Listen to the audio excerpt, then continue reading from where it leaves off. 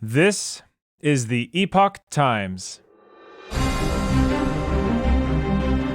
Welcome to Epoch Audio, showcasing the best journalism covering news, culture, and society, addressing issues overlooked or avoided by other media. For the text version of this and more articles providing truth, tradition, and hope, please go to theepochtimes.com.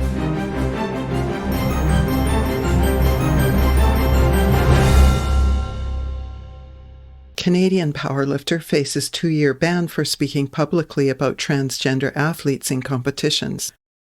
One of Canada's top female athletes says she is being sanctioned for speaking out against transgender athletes in women's sports.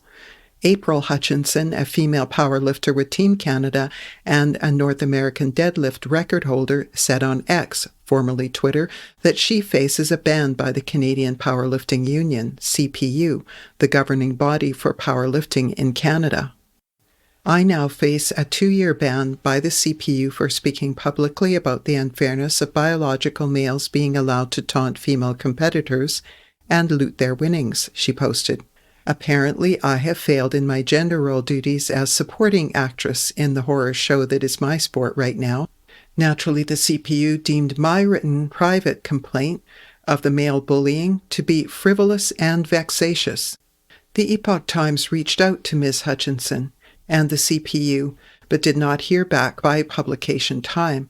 The decision by the CPU comes after an August 19th piece Ms. Hutchinson wrote and was published in the UK Daily Mail. In it, she criticized the CPU for allowing transgender athletes to compete in women's sports. She said she refused to compete against Anne Andres, who is transgender, and wrote to the CPU to get them to change policies about transgender athletes competing against biological women.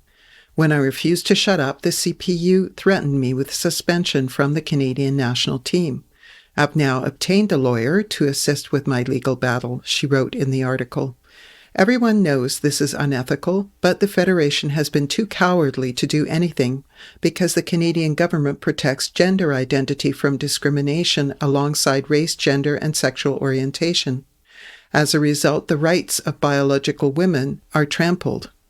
The CPU has previously been warned about its stance toward competitions involving transgender individuals. The International Powerlifting Federation, IPF, has said the CPU may be suspended from competitions if it continues with current policies. The Federation's rules state that no lifter should have an unfair and disproportionate advantage over another athlete. IPF requires testosterone testing to prove that a transgender athlete's total levels are below 2.4 nanomoles per liter, and free testosterone is below 0.433 nanomoles per liter. Non-compliance with testing may mean the athlete will be deemed ineligible for competition. It's different in different sports. We are a strength sport, so of course it is different from other sport, and so we worked out a long time ago this policy, but Canada never did follow that policy, IPF President Gaston Parage told the Daily Mail. It is important to do that because when we worked out the transgender policy, we wanted to make sure that we don't discriminate against women. It is needed to have such a policy to make sure that if a transgender competes, that it is fair to the women. The CPU's transgender policy does not mention testing and doesn't require athletes to disclose gender identity history, including any hormone therapy. Thanks for listening to Epoch Audio. That was Canadian Powerlifter faces 2-year ban for speaking publicly about transgender athletes in competitions. Written by Chandra Phillip, read by Susan Williams.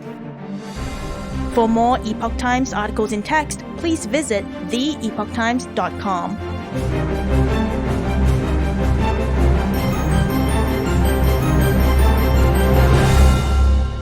This is the Epoch Times.